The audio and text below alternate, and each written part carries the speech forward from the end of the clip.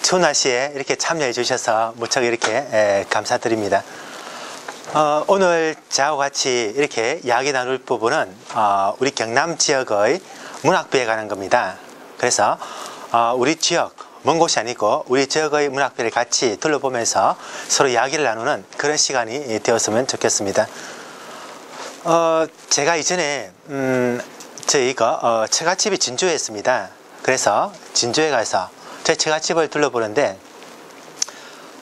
논에 아름다운 꽃들이 있더라고요.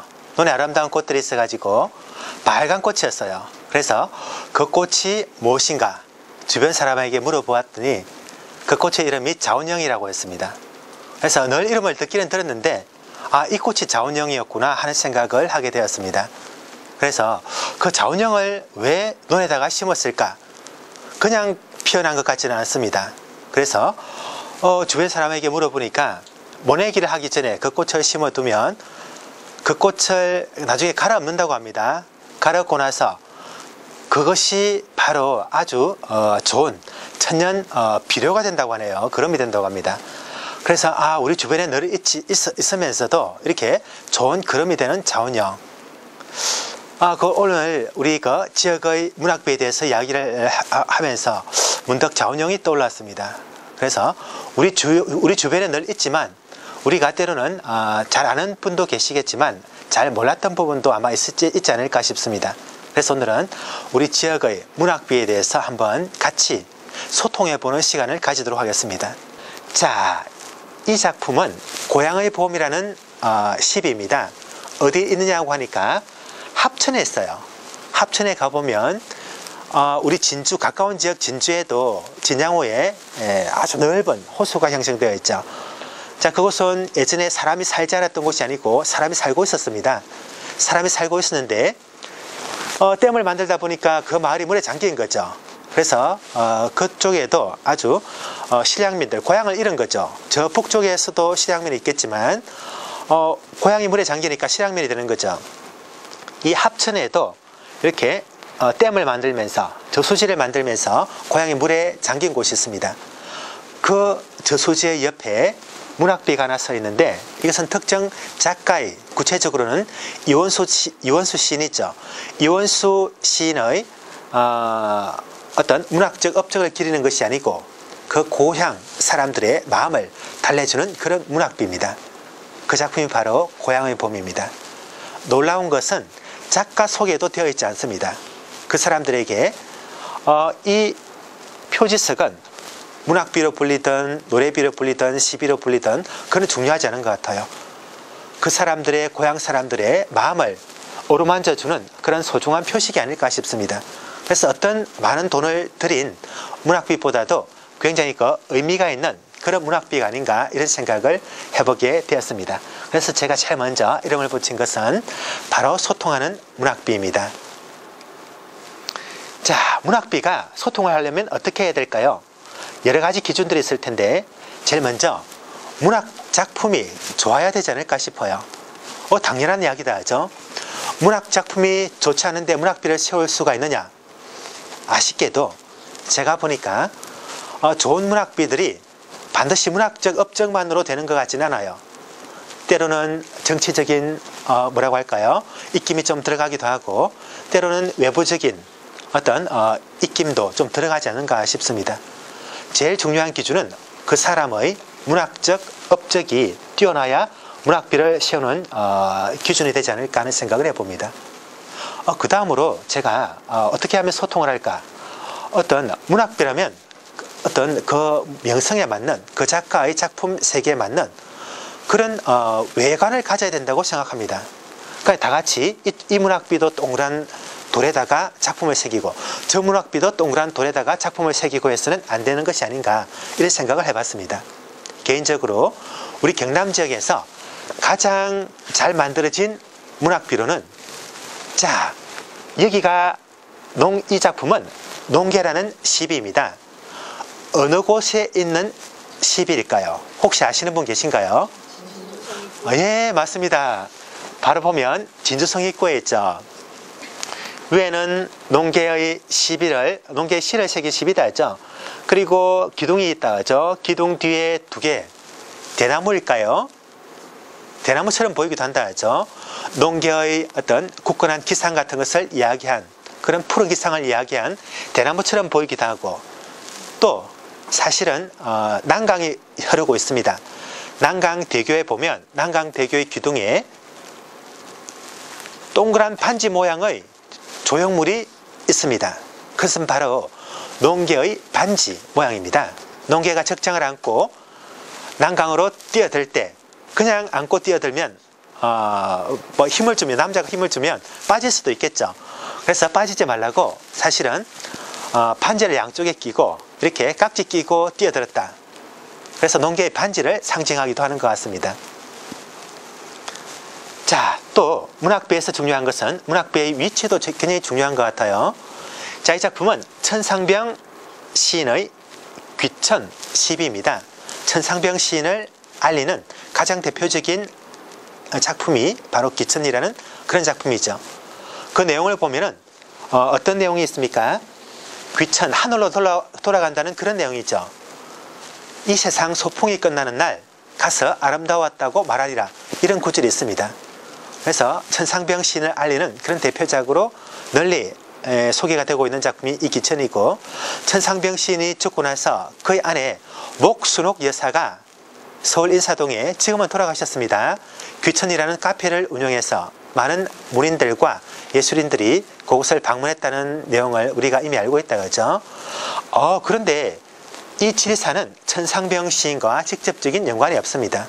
천상병 시인은 마산에서 활동을 했고 성장을 했어요.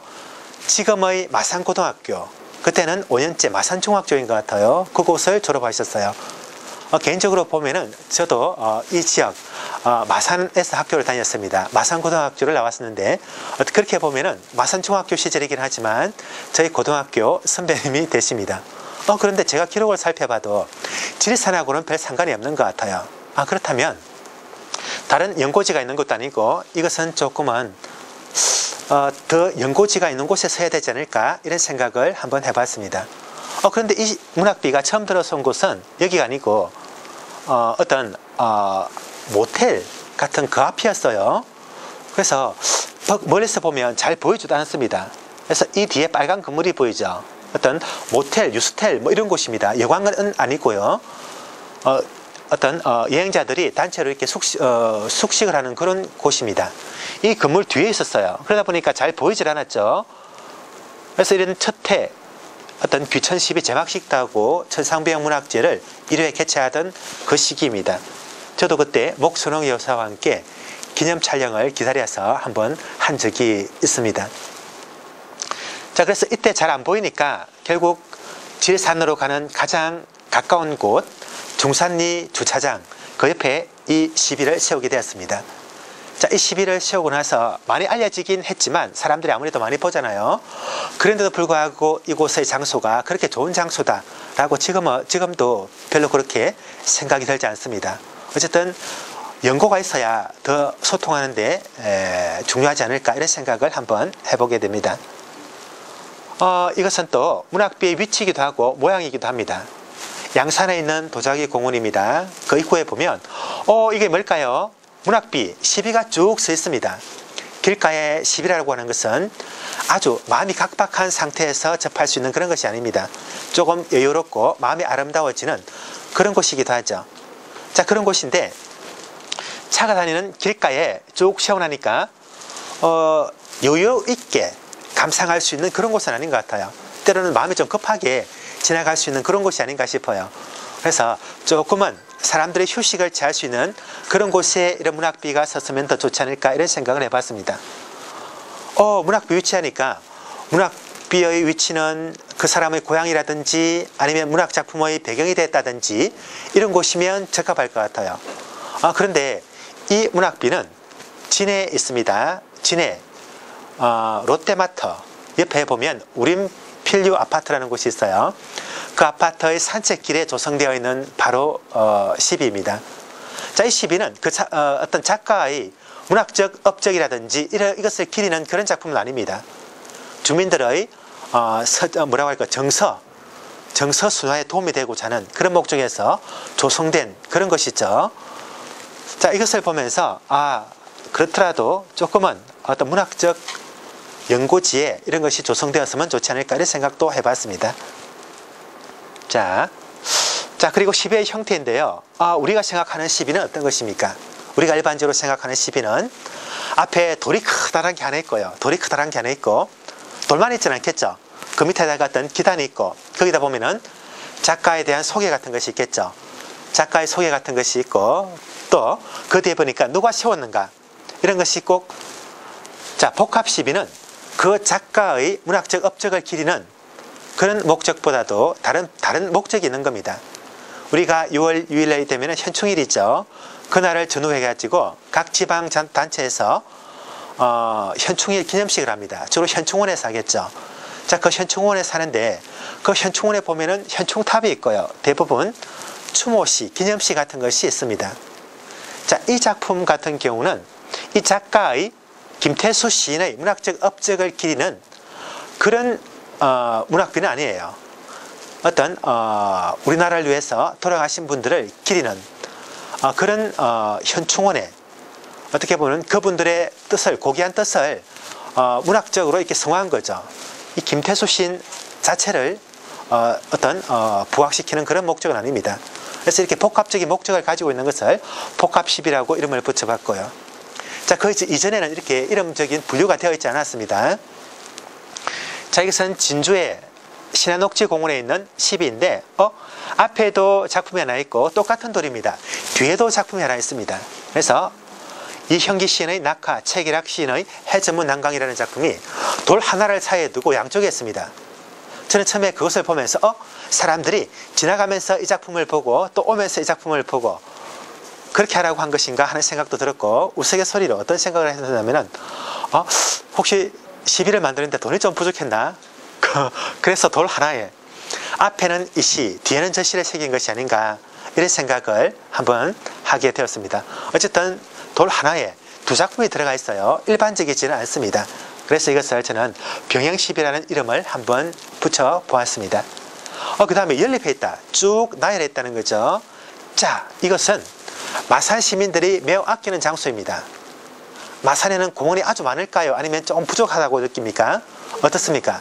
조금 부족하죠. 그래서 마산 도서관 옆에 있는 산호공원에 또 많은 분들이 오시고요.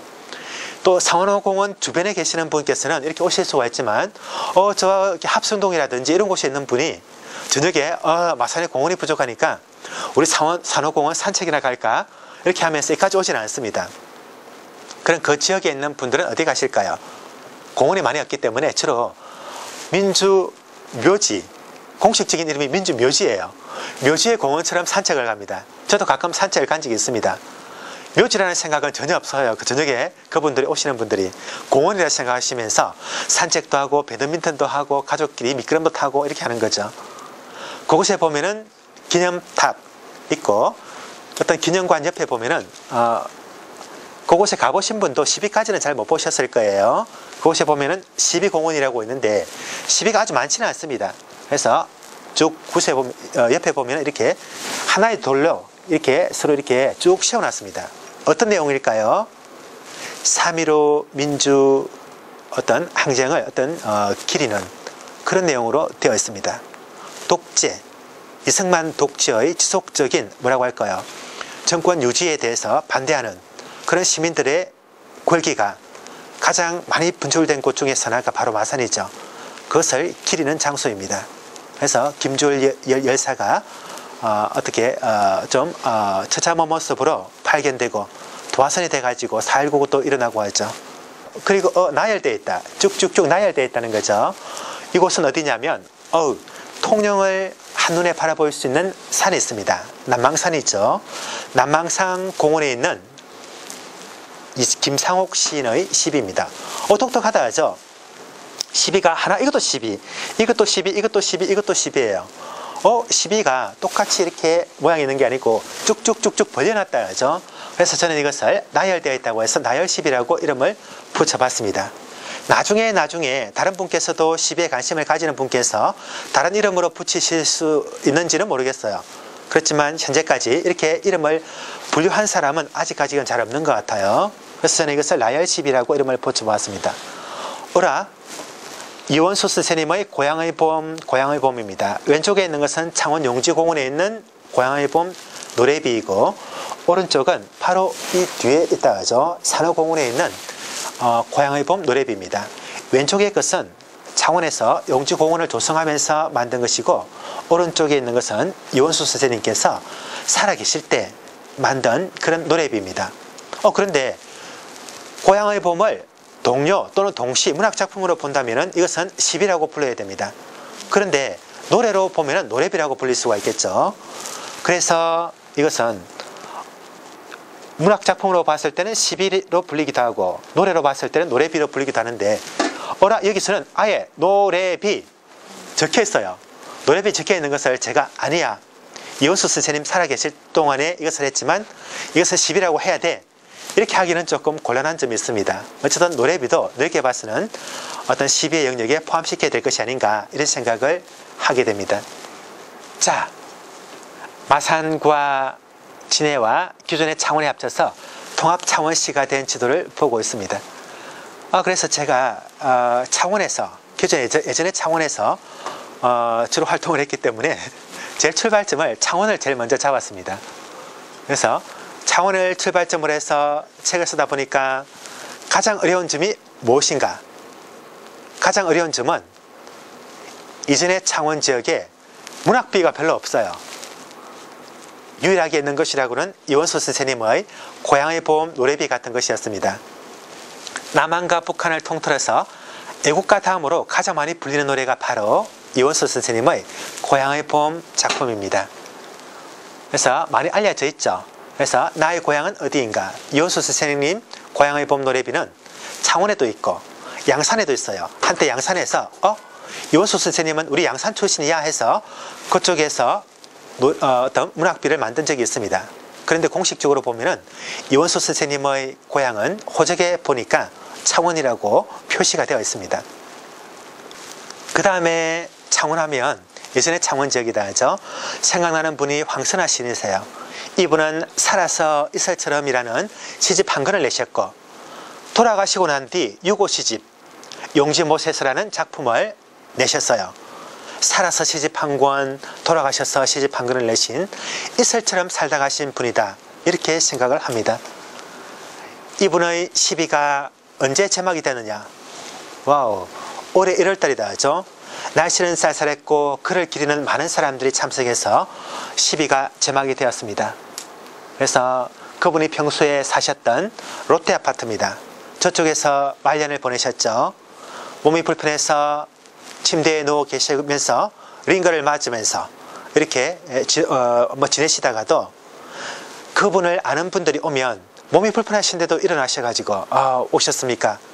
나이가 많은 분이든 적은 분이든 문단 경력이 있는 분이든 금방 데뷔한 신인이든 아주 두 손을 따뜻하게 잡아주시던 황선아 선생님의 모습이 지금도 눈에 선합니다. 이분의 시 용지못은 못이 아니라 바다다 했죠. 우리 지역의 통합창원시인데 대표적인 주소지가 전남저수지가 있죠. 주남저수지.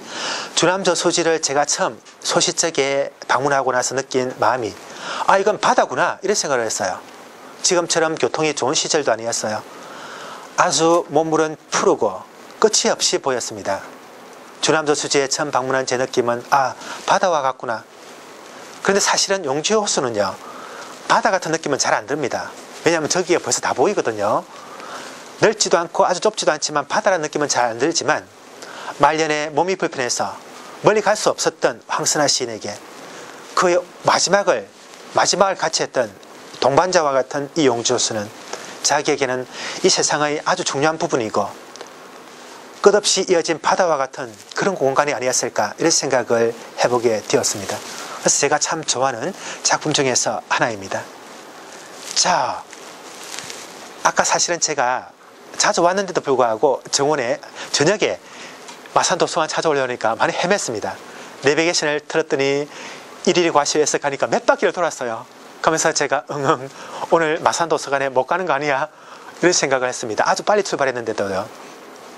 우리 마산도서관 바로 옆에 있는 산호공원, 먼저 많이 걸어보신 분도 계시겠지만 아직도 뭐 기회가 없어서 가보지 못한 분들도 계실 겁니다. 이렇게 이런 좋은 공간에 도서관이 있다는 것은 굉장히 의미도 있고 서로 의미를 부여하는 그런 것이 아닐까 싶어요. 그래서 산호공원 이름도 참 예쁘다 하죠. 산호공원에 제일 먼저 가면 시의 거리라고 조성이 되어 있습니다. 시의 거리. 아, 너무나 아름답다 하죠. 시의 거리라니.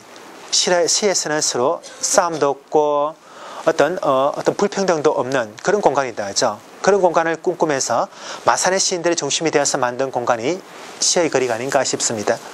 자, 이 시의 거리를 쭉쭉쭉 올라가다 보면은 제일 위쪽에 가보신 분 계실 거예요. 쭉쭉쭉. 저는 사실은 시의 거리가 조성이 돼서 아름답긴 한데 이 시 작품들도 조금 쉬면서 감상할 수 있는 곳에 놓여 있지는 않습니다. 그죠?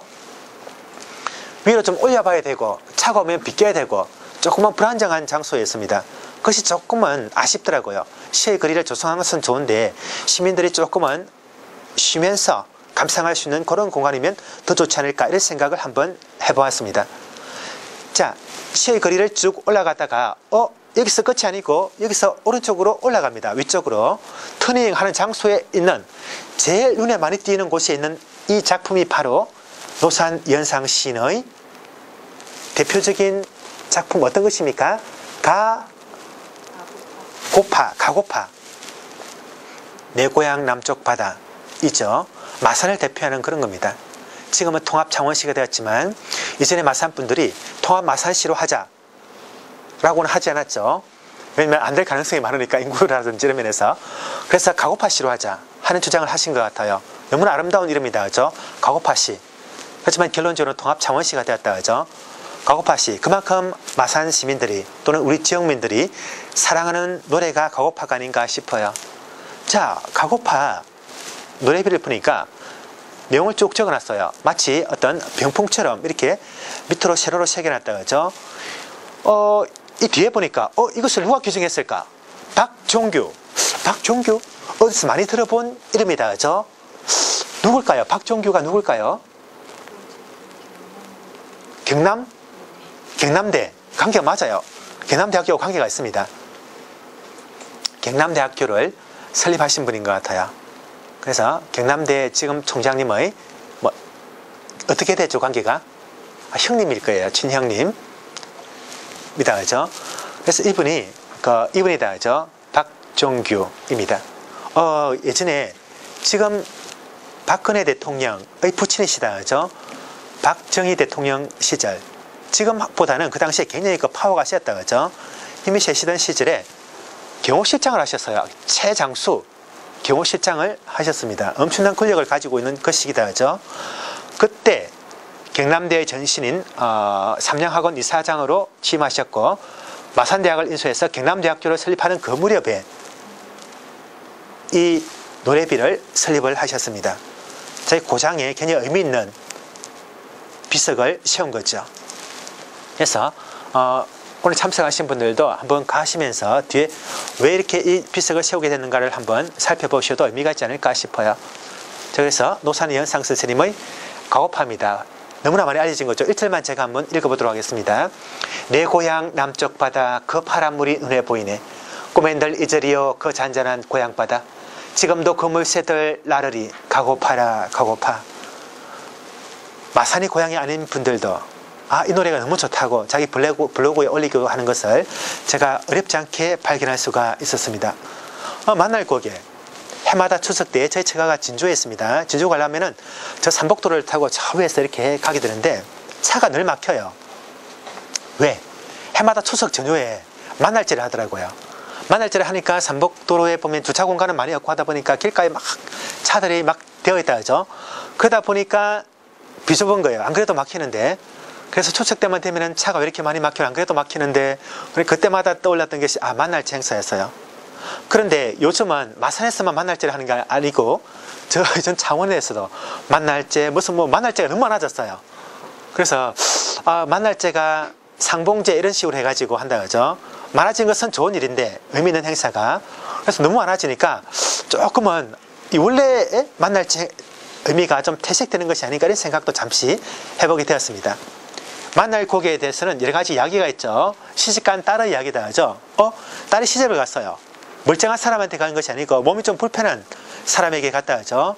그러면서 자주 만나지를 못했습니다. 자주 만나지를 못해가지고 자기 엄마를 만나기 위해서 거기에 올랐다 하죠. 자기 엄마도 딸을 보기 위해서 거기에 올라가지고 그곳에서 상봉을 했다는 전설이 지금도 전해지고 있고, 그래서 이런 것을 기리기 위해서 저 만날 고개에서 지금도 만날제 행사를 여는 거죠. 어떤 유래가 있다 하죠. 자, 이 고개에 가보면 고개에 오를 때 오른쪽이다 하죠. 오른쪽에 두 편의 시가 새겨져 있습니다. 시비가 형성되어 있다 하죠. 하나는 만날 고개를 노래한 정목의 수필가입니다. 우리나라 수필을 대표하시는 분 중에서 한 분이시죠. 수필가님의 만날 고개하는 작품 교과서에 실려 있다고 하네요. 노랫말입니다. 또 하나는 천상병 시인의 새입니다. 우리 지역을 대표하는 시인 중에서 한 사람 천상병 시인의 새입니다. 천상병 시인 하면 새보다도 아까 이야기했던 귀천 아니야, 귀천? 이 세상의 삶을 소풍이라고 생각하고 이 세상을 나 돌아가리라, 이 세상에서 소풍 끝나는 날 가서 아름다웠다고 말하리라 이야기했던 천상병 시인의 귀천. 왜 그 귀천이라는 작품을 시비하지 않았을까? 맞습니다. 귀천이 천상병 시인의 대표적인 작품이다 하죠. 그런데 이미 바로 이 뒷산이다 하죠. 산호공원에 이 귀천이라는 시비가 있습니다. 그래서 중복으로 이것도 그 추진을 하셨던 분하고 이 추진하셨던 분하고 서로 같은 분들입니다. 비슷한 분들이시죠. 그래서 여기 있는데 또 하나 세울 것이 아니고 새로운 것을 세우자. 새. 천상병 시인은 자기의 삶을, 자기의 모습을 한 마리의 새처럼 이렇게 작품에서 표현을 했습니다. 그래서 새라는 작품으로 이렇게 시비를 세우게 된 것 같아요. 길쭉하다 하죠. 마치 저 하늘을 향해서 날아가려는 새의 움직임 같은 그런 느낌을 줍니다. 3.15 민주묘지의 시비들이다 하죠. 3.15 민주묘지에 여러 가지 조각 작품들이 보이고요. 3.15를 노래한 작품들이 쭉 소개가 되고 있습니다. 쭉 나열되어서 있는, 연립이 되어서 있는 그런 작품이죠. 자, 그 다음에 진해입니다. 진해 하면은 해마다 가을에는 진해의 대표적인 행사가 봄에는 뭐가 있습니까? 벚꽃과 관계가 있다 그죠? 군항제. 가을에는 사실은 잘 모르실 거예요. 가을에는 김달지 문학제를 주로 했습니다. 10월달 같은데 김달지 문학제를 했었죠. 제가 개인적으로 김달지 문학관에 잠시 학예사로 일했던 적도 있습니다. 그래서 김달진 시인은 여러 가지 작품도 많이 적었지만 불경도 번역하고 여러 가지 한문학도 우리 한글로 번역하고 하는 이런 번역 작업을 굉장히 많이 하셨어요. 그래서 번역자로 또는 시인으로 활동을 많이 하셨죠. 이분이 서울에서 생활하시면서 고향을 가만히 떠올려 보니까 고향을 떠올리는 내용 중에서 가장 먼저 기억에 남는 것이 자기 텃밭이었어요.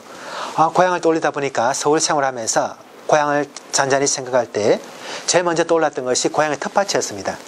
지금 김달진 문학관 앞에 가보면 생가트가 있어요. 그 당시 김달진 선생님이 살았던 그 위치입니다. 위치는 지금의 그 당시에는 조금 텃밭의 위치라든지 이런 것은 조금 달라졌을 수가 있는데 위치는 그대로다 그죠? 자, 그 텃밭을 생각하니까 그 텃밭에는 열무꽃이 하얗게 피어 있었고, 그리고 여름이 되면은 마을 사람들이 목욕하러 가던 그런 장면들이 떠올랐다는 겁니다. 그래서 시를 적은 것이 열무우꽃입니다. 열무우꽃. 열무우꽃인데 왜 열무꽃일까? 무가 표준말로 무가 됐죠. 그래서 열무꽃입니다. 원래는 열무우꽃 이렇게 되어 있습니다. 이 시비는 어디 있을까요? 진해 터널을 통과하면은 마창 터널인가요? 그것을 통과하면은 왼쪽 편에 있는 회관이 하나 있습니다. 옛날에는 진해 시민회관인데 통합이 되면서 진해 구민회관이 됐어요. 그 구민회관 주차장 옆에 보면은 저 시비가 있는데 진해 구민회관을 방문하신 95%가 그 사실을 모르고 있습니다. 워낙 기퉁에 있기도 하고 뭔가 싶어서 관심을 두지라는 거죠. 그래서 여기에 보면은 아주 이것도 시비가 아주 아름답지는 않은 것 같아요. 여름이 되면 그렇죠. 종이등도 손질하고 있는데 이건 뭘까요? 모기 뿌리는 연기 돌담을 돌아서 아낙네들은 왜 앞기울로 갔을까요? 혹시 아시는 분 계십니까? 아낙네들은 왜 앞기울로 갔을까요? 앞기울로 가서 무엇을 했을까요? 빨래 나왔습니다. 또 어떤 것이 있을까요? 왜 앞기울로 갔을까요? 그렇죠. 제가 어릴 적에 시골에서 살았었는데 무더운 여름이 되면은 저희 아버님과 삼촌들 이분들은 일을 하고 오시면은 더우면 수도꼭지 옆에서 덕목을 하셨어요. 한 바가지 물을 끼얹으시고 이렇게 막 씻고 이렇게 하셨는데 저희 어머니나 이웃집의 아주머니들은 그렇게 하시질 못했죠. 지금처럼 샤워하지 이렇게 하는데 샤워 시설도 그때 시골에는 잘 안 돼 있어요. 그러니까 어때요? 덥더라도 손만 좀 씻고 발만 좀 씻고 이러다가 저녁에 겨울에 가서 어둑어둑 하잖아요. 그때 옷을 다 벗고 막 씻는 게 아니고 그때도 역시 옷을 입을 거는 다 입고 이렇게 물을 끼얹고 이렇게 하신 거죠. 그래서 먹을감으로 가신 거다. 그죠? 그래서 고향을 생각하면서 떠오른 것은 이렇게 열목곡과 함께 또 이웃집 아주머니들이 먹을감으로 가던 그런 모습들을 여기서는 표현하고 있습니다. 그러면 그 다음에 창원 옆에 있는 도시 진주다. 그죠? 진주하면 아주 많은 비중을 차지하는 것이 저는 개인적으로 진주성이라고 봅니다. 진주하면은 생각나는 축제가 뭐가 있습니까? 유등축제. 유등. 난강 위에 등을 띄워놨어요. 여러 가지 모양의 등을 띄워놨는데 그 등을 띄워놓은 것은 오랫동안 진주 사람들이 자신감 있게 내세우는 그런 대표적인 행사였다 하죠. 그런데 어느 순간 서울에서 이것을 비슷하게 흉내내기 시작했어요. 세상에 공무원 지방자치단체장 중에서 거의 유일하게 전례가 없었을 겁니다. 진주시장님께서 서울시청 앞에서 항의 시위를 하는 진풍경이, 놀라운 진풍경이죠. 왜 우리 진주 것을 서울에서 하느냐? 박원순 시장 각성하시오. 진주시장 백. 진주시장님이 서울시를 상대로 해서 이렇게 항의를 하는 모습은 다른 곳에서는 잘 볼 수 없는 진귀한 풍경이었죠. 그만큼 진주 사람들은 이 유동축제에 대해서 자신감을 가지고 그 배경지는 바로 저란 난강 주변입니다. 난강 하면은 역시 농계를 떠올릴 수밖에 없다. 그죠? 진주성과 난강 그리고 농계는 진주를 대표하는 대표적인 아이콘이 아닌가 이렇게 생각을 해봅니다. 그래서 진주성 맞은편에서 찍은 진주성의 모습입니다.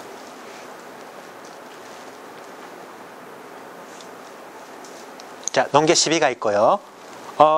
유동축제 때 농계가 일본군 적장을 안고 뛰어드는 모습입니다. 적장을 안고 뛰어드니까 적장이 안 돼 기다려 조또마떼 이렇게 하겠죠. 일본말로 저는 잘 모르지만 조또마떼 이렇게 했을 겁니다. 조또마떼 이렇게 했을 겁니다. 막 이렇게 빼려고 하죠. 그때 농계가 양쪽에 반지를 끼고 아까 이야기 드린 것처럼 꽉 끼었죠. 빠지지 않게 꽉 끼고 뛰어냈다는 거죠. 그래서 반지는 진주성 인근에 있는 난강대교의 기둥에 있는 그 금빛의 반지 모양의 형상은 농계를 상징한다. 이렇게 이야기를 할 수가 있겠습니다. 농계의 정절 같은 거. 바로 이거죠. 옆에서 보면 모르겠는데 정면에서 보면 금가락지 2개가 있는 그런 형상입니다. 그 위로 차들이 많이 지나다니죠. 그래서 진주 사람들은 이 진주성의 기상 그리고 농계의 기상을 이어받은 그런 시민으로 굉장히 자부심이 대단하죠. 그리고 진주성에서 조금 내려오면 난강으로 내려가는 계단이 있어요. 그 계단에 보면 이런 벽화가 있습니다. 농계의 벽화이죠. 농계치고는 조금 먼 거죠. 좀 나이가 들어 보인다는 느낌이 조금 있다 그죠. 그렇지만 농계 벽화는 잘 못 보신 분은 못 보셨을 거예요. 내려가는 계단 벽에 있어 가지고 가시는 분들 상당수가 아마 이 벽화까지는 지금도 있는데요. 잘 못 보셨을 겁니다. 그리고 진주성 한쪽에 보면은 어기사, 어려운 기생을 추모하는 그런 사당이 바로 어기사입니다. 농계의 위패가 모셔져 있는 그런 곳입니다. 해마다 진주성에서는 농계제를 개최합니다. 저도 저번에 한번 참석을 했었는데 굉장히 다양한 형태의 공연도 이루어지고 해서 굉장히 참석하신 분들도 시간이 되면 한번 방문해봐도 되지 않을까 하는 생각을 해봤습니다. 와우! 제가 이전에 방문했을 때 여기 산에는 농계 초상이 모셔져 있었습니다. 농계 영정이죠. 그걸 보고 제가 했던 생각은 어떤 생각이었겠습니까?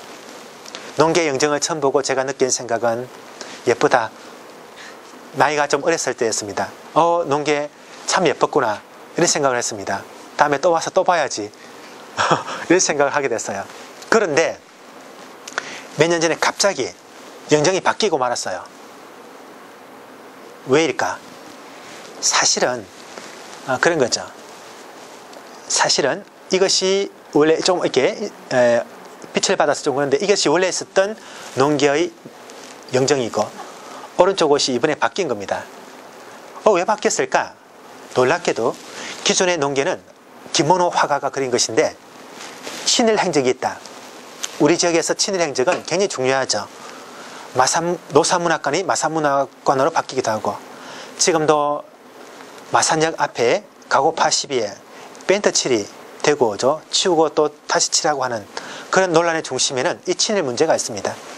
친일했다는 것, 그것은 바로 우리 지역 어떤 민주화의 도시, 이 마산 지역, 창원 지역에서 대단히 중요한 화두가 아닌가 싶어요. 그래서 진주 지역에서도 이런 움직임이 있었나 봐요. 왜 친일 화가의 작품을 다른 사람도 아니고 일본군 적장을 안고 뛰어들어서 충절을 부인 농계 초창을 친일 화가가 그릴 수가 있는가? 이렇게 된 거죠. 치워! 이렇게 된 거예요. 그래서 새롭게 제작된 영정이 오른쪽입니다. 이 작품을 그린 분은 충남대 윤여환 교수님입니다. 보니까 어때요? 농계 생장지역인 전북 장수와 함양지역의 신안 주시, 주농계다 하죠. 주시 여성을 촬영한 뒤에 여러 군데 얼굴을 개척해서 농계에 가깝게 했다 하는데 우스갯소리지만 개인적으로는 조금 실망입니다. 농계의 이미지 대발하기보다는 우리 이웃집에서 볼 수 있는 경상도 아주머니의 모습이 담겨 있어요. 어떻습니까? 친숙한 느낌은 조금 덜한 느낌이 있죠. 주시 집안의 골격하고는 맞는지 모르겠는데 제 생각에는 상상 속의 이 상상화가 조금 더 많이 다가오는 것이 아닌가 싶어요. 어쨌든 고정을 거쳐가지고 오른쪽 현재 이 사진이 의기사에 보완이 되어 있습니다. 자, 농계하면은 농계를 노래한 여러 작품들이 있습니다. 여러 작품들이 있는데 그 작품들 중에서 진주성 앞에 있는 농계 시비에도 이 작품이 있죠. 대표적인 작품이 변영로의 농계입니다. 많이 알려진 작품이죠. 특히 색채의 대비 이런 것을 많이 이야기했던 그런 작품입니다. 그 다음에 아까 제가 수몰지역 이야기했는데 와우, 진양호 아시죠? 진주에 진양호가 생기면서 말이 싹 물에 잠겼어요. 물에 잠겼는데 그러다 보니까 그 사람들이 어떻게 됩니까? 너무나 아쉽겠죠. 어린 시절 어머니와의 추억도 있을 수 있고 할아버지 묘소도 있던 그 고향이 물에 잠겼다 그죠? 물에 잠기니까 너무나 아쉬워요. 해마다 모여서 행사를 벌였습니다. 그 마을의 이름은 깍꼬실. 깍꼬실이 먹고 경상도 사투리의 느낌이 난다 하죠. 깍꼬실 사람들 아이가 했을 때 그 깍꼬실입니다.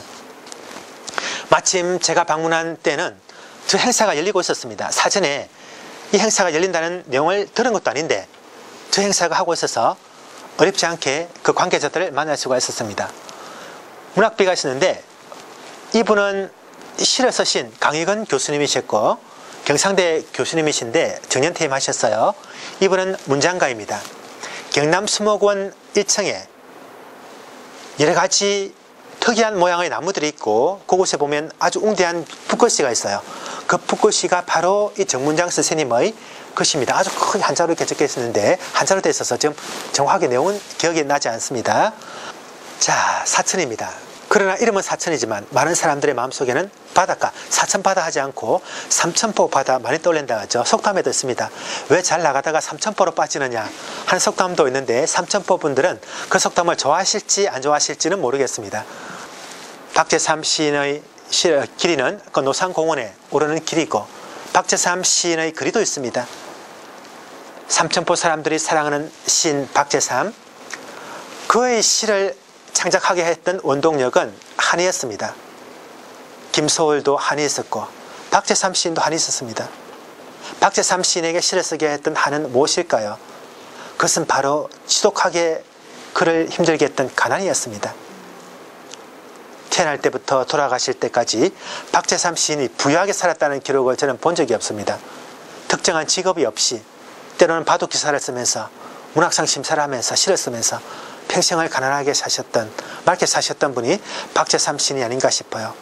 그래서 삼천포 사람들은 지금도 그를 삼천포의 시인으로 이렇게 청하고 있는 것이 아닌가 싶습니다. 박재삼 시인의 삶을 가장 직접적으로 드러내주는 자전적인 시, 연작시들이 바로 추억에서라는 연작시들입니다. 이 시들에서는 박재삼 시인의 삶을 고스란히 보여주고 있습니다. 여관에서 형이 국민학교만 나왔다 하죠. 그때는 국민학교다 하죠. 삼천포 국민학교입니다. 박재삼 시인도 삼천포 국민학교를 나왔는데요. 국민학교만 나온 형이 진학을 하지 않고 여관에서 심부름꾼으로 있었어요. 손님들이 음식에서 여관에서 뭡니까? 짜장면도 시켜 먹고 뭐 이렇게 하다 보면 남은 음식 있잖아요. 그 형님이 봉지 싸가지고 그냥 주면은 그러니까 밑으로 던졌다 하죠. 그럼 자기가 밑에서 딱 기다리고 있다가 하죠. 봉지 싸가지고 집에 가져가는 거야. 엄마 이거 좀 드세요 하면은 가족들이 막 이렇게 모여 아주 배가 고픈 상태에서 반갑게 맞아가지고 오늘은 많이 가져왔네 이러면서 그래서 이렇게 하면서 막 같이 먹고 있다 하죠. 너는 좀 먹지? 근데 그 양도 많지 않았던 것 같아요. 그죠? 아니요, 저는 오다가 먹었어요. 이렇게 이야기했겠죠. 너무나 가슴이 애잔해지는 그런 시가 아닌가 싶어요. 그래서 박재삼 시인 얼굴을 보세요. 너무나 맑게 웃고 계시죠. 그래서 삼천포 시인들이 사랑하는 시인 박재삼이었습니다. 통영과 거제. 여러 문학가들이 있습니다. 여러 문학가들이 있는데 역시 통영하면은 대표적인 장소가 남망산 공원입니다. 통영 시내가 앞바다가 한꺼번에 이렇게 다 보이죠. 통영하면 떠오르는 것이 뭐가 있습니까? 저는 이번 가을에 미륵산을 다녀왔습니다. 케이블카를 타고 제가 간이 좀 작은데 케이블카를 타고 딸랑딸랑 갈 때 표정 조절을 못해서 맞은편에 있던 중학생들이 보고 이 아저씨 표정이 이상해 엄마 이렇게 즐거운데 자체 표정은 왜 이렇게 있을까? 그래서 케이블카를 타고 통영 바다를 저 멀리 펼쳐보았던 기억이 있습니다. 그리고 또 하나 작가들의 고향이기도 하죠. 통영하면은 대표적인 철가 알려다가만 그런 말이 있습니다. 백화로 유명한 말이 뭐가 있죠? 동피랑 서피랑. 예전에 동피랑 서피랑은 예전에 어떤 술집인가요? 그런 곳이었던 것 같아요. 여러 가지 업소 같은 그런 곳이 모여있었던 가난한 사람들의 공간이었습니다.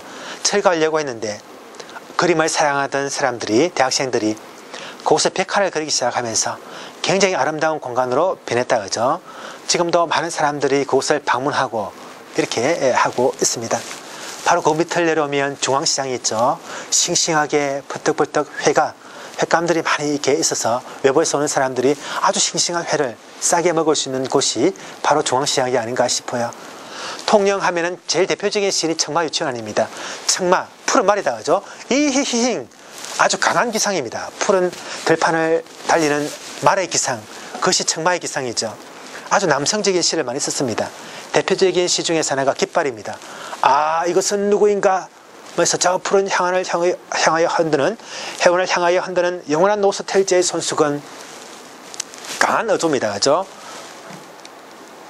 바로 이 시, 남망산 공원을 올라가다 보면은 오른쪽 편에 시비가 하나 있습니다.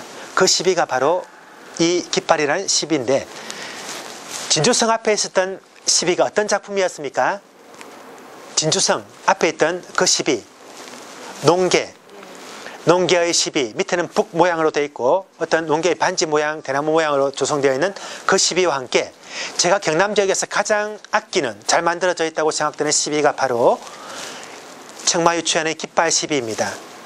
형태도 독창적이고 굉장히 그 조성이 잘 되어 있어요. 아름다운 시비.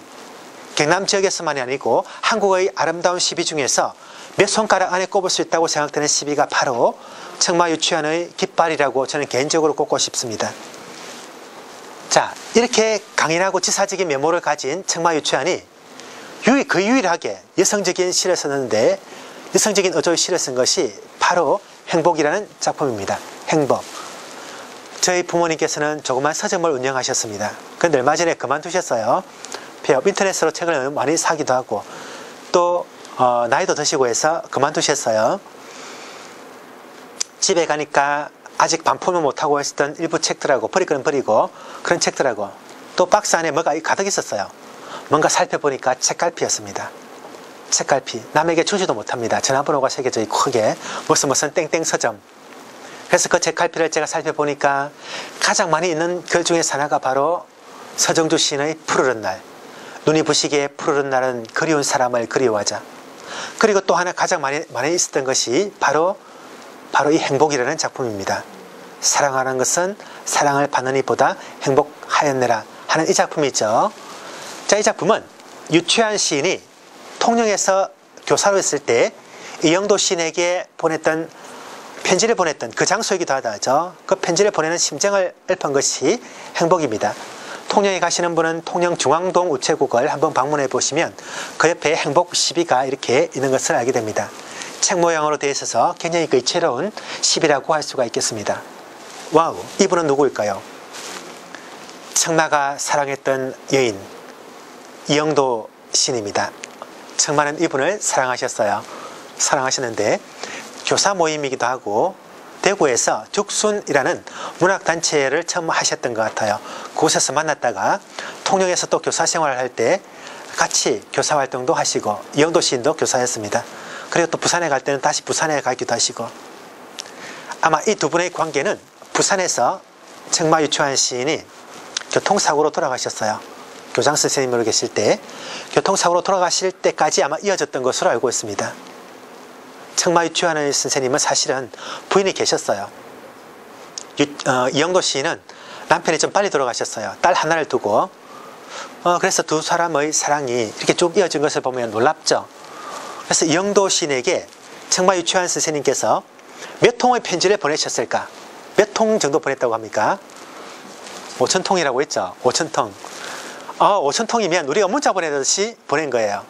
아침은 잘 먹고 있어. 아침은 먹었니? 크크 이렇게 하면은 좀 이따가 먹을 거예요. 이렇게 하겠죠. 점심은 뭐 먹을 거예요 합니까? 짜장면 이렇게 하는 그러듯이 일상생활처럼 문자 보내는 것처럼 보낸 거예요. 매일매일 보냈다고 할 때 1년이면 365통 10년이면 3,600통 10년 이상을 꼬박꼬박 빠진 날도 있었을 텐데요. 그죠? 엄청나게 많이 보낸 거예요. 전쟁이 나서 이 편지 중에서 상당수는 훼손이 되고 없어지고 그 남은 것을 가지고 책을 만든 것이 사랑하였으므로 행복하였네라는 이 작품입니다. 이 책입니다. 이상으로 저와 함께 우리 지역의 문학비에 대해서 알아보는 그런 시간을 가졌습니다. 아주 깊은 가을날 우리 참석해 주신 분들과 함께 아주 의미 있는 시간이 된 것은 아닌가 이런 생각을 한번 해봅니다. 자, 아주 긴 시간 경청해 주시고 또 참가해 주셔서 감사드립니다. 자, 마치겠습니다.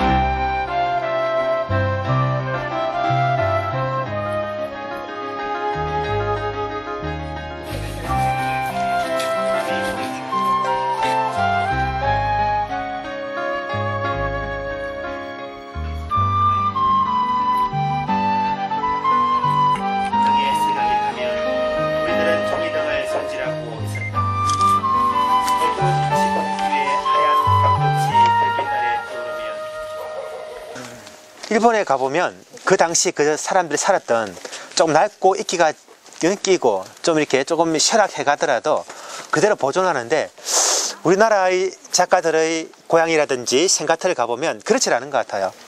김달진 선생님이 어린 시절에 노래했던 구슬이라든지 이런 것도 한 켠에 있을 수가 있고 이러면 참 좋지 않겠나 이런 생각을 해보는데 아쉽게도 주인도 집주인도 몇 명 바뀌고 이렇게 해서 예전에 그 모습은 지금 아닙니다. 다만 그 당시의 모습을 충실하게 나름대로 이렇게 재현을 해가지고 지금의 모습을 만든 것입니다.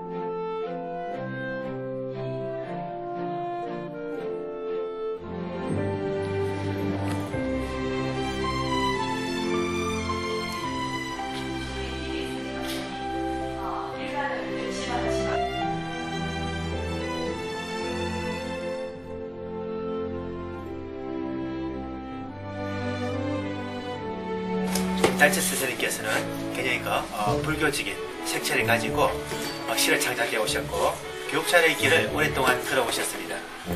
그래서 그분의 업적을 기리는 이 진해, 공동지역, 소사지역에 이 문학관을 세웠다는 것은 대단히 큰 의미가 있다고 이야기를 할 수가 있겠습니다.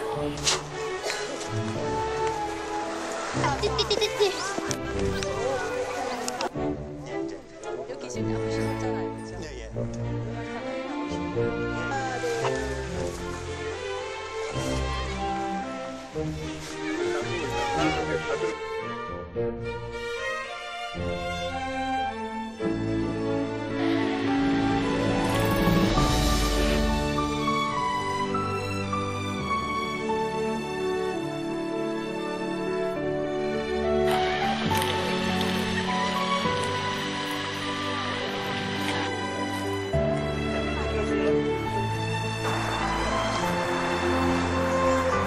혹시 조금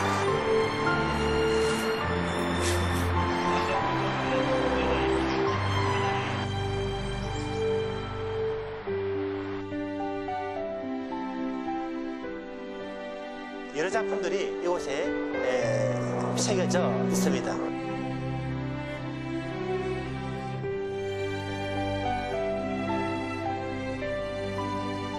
자, 오늘 우리는 창원 지역의 여러 곳을 둘러다니면서 우리 지역의 시비를 한번 살펴보는 시간을 가졌습니다. 우리 지역에 있는 시인들의 상과 그리고 시비가 놓인 장소에 대한 의미 같은 것을 종합적으로 살펴볼 수 있는 소중한 시간이었습니다. 우리 주변에 이런 좋은 시비가 있고 우리가 소통할 수 있는 그런 공간이 있다는 것은 무척 의미가 있는 일이 아닌가 싶습니다. 시비가 있는 곳, 그곳에서는 우리의 정서를 환기시켜주는 시인들의 삶, 그들이 우리에게 남기고자 했던 그런 소중한 메시지가 있는 것은 아닌가 싶습니다. 우리가 이제부터라도 그것을 둘러보면서 그것을 아끼고 사랑하는 마음으로 그것을 대할 때 그것은 시비가 가지고 있던 원래의 의미인 소통의 의미가 더욱 빛을 발하는 일이 아닌가 하는 생각을 해봅니다.